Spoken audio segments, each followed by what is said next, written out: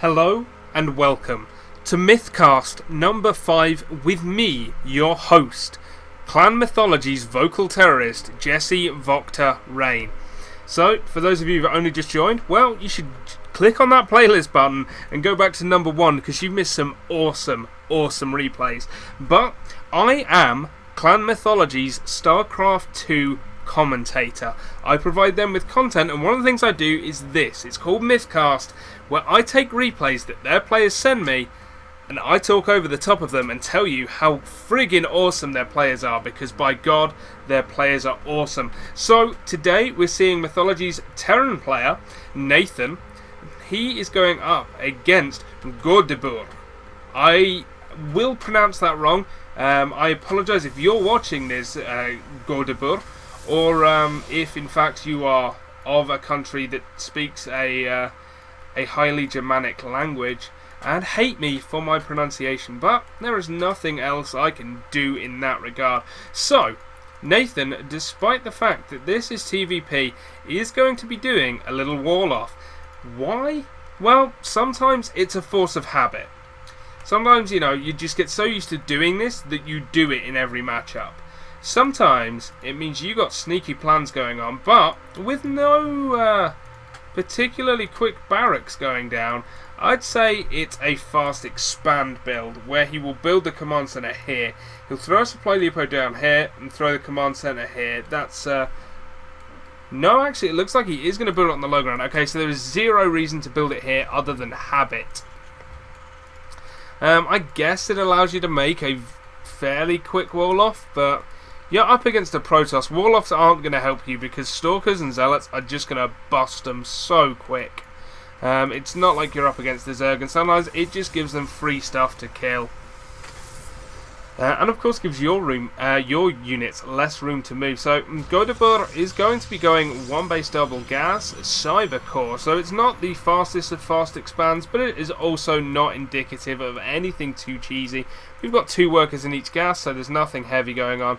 And this SCV is forced away. Okay, so we've got a double barracks wall off behind this, while the command center is going to continue to be built. So, okay. Will we see the 3rd barracks added or not? That is a real question. Quite often we do see something like that from Terran players up against Protoss.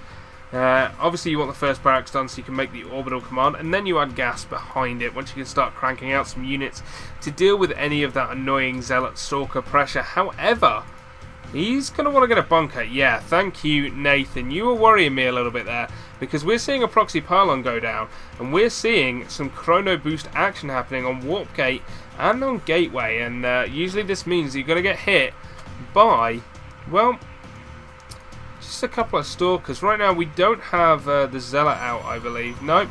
Oh, it's proxy robo shenanigans. Oh, Goedebuur, you naughty boy. Proxy robo. Well, we've seen this work on some fantastic players in the past. Of course, most notably FXO's Choya, their manager, using it in the team league to gain a victory way back in the past. I'm showing my age there.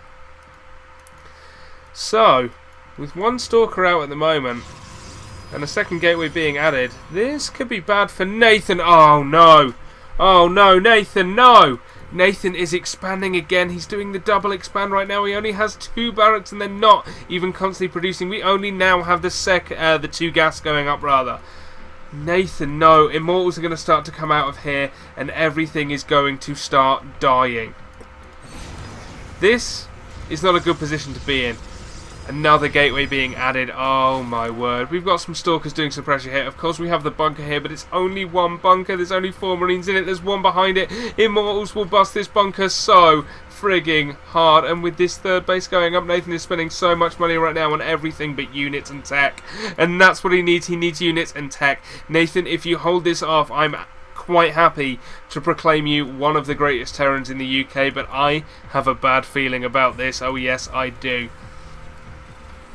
But still, Nathan doing a very good macro style at this point. I mean, the one thing for him is, where's the scan? Where is that scan? Where's the 6 minutes 30 scan? And boom, everything dying. He sees the immortal. Nathan knows now. He doesn't know that it's a proxy robo, but he knows that there's a pylon over here somewhere because he saw the units coming in from the side. He knows that there's an immortal. Where's the extra bunkers? Here they go. Okay, we've got 2 extra bunkers going down. We've got a ton of SCVs pre-pulled, ready to repair. We have a second immortal though. We've got sentries as well coming into force with those SCVs away. This could be problematic. Here comes the first attack. Mule's going to start to be killed here. SCV's also going to start to die. Nice auto repair as well, repairing each other. Now Goedebuur's got to be worried here. He has to wait for this second immortal, but that means these bunkers are going to start finishing. Once these bunkers start finishing and you get some marauders inside them, damn, do you get in trouble. Okay, we do have a potential time warp here from the mothership core, but right now it's not getting involved in the fight. Also potentially using it just for the mass recall if this attack fails. But with that, you've got a robo facility out in the middle of nowhere, which means rebuilding back at home, no expansion. If Nathan holds this off, he's 2 bases up and will eventually have a tech advantage as well. So this is pretty incredible. Goedebuur is not engaging effectively here. Trying to engage 1 bunker at a time, which is the way to do it. The problem is he's only able to do it with a couple of stalkers at a time. This mothership core is going to have to get involved if he wants to win this. No more immortals are coming in here, so this is it. This is pretty much kill or bust here for Goedebuur. He got scouted at just the right time by Nathan, but 1 bunker has fallen. The second bunker is going to start to go down. SCVs will fall here. Nice kill on the sentry, but it's a good guardian shield up to that point and a good time warp. 2 of the 3 bunkers have gone down and both immortals are still alive here. So extra bunkers now going to have to be built. Not many stalkers though to keep putting the damage on, but there's only 1 marauder still defending this. This is so close. No, absolutely no way. We've got still on the way. We've got 3 marauders. 3 marauders does not kill this. Even with that bunker up, I'm sorry, but I think this is where we call it. I think Nathan is finally going to fall here. He did his best, and if he could have held this, perhaps just a few more units, if he could have held it, if he could have taken down the immortals, then he'd have been in such a great position. He would have gone on to stomp this game. But as it is, this command center is going to have to lift. This command center is going to have to lift. He's going to try and mine from there for as long as possible. And it surprises me that Goedebuur didn't press this advantage up here immediately. This is what he has to do. Another time warp here would be the end of the game.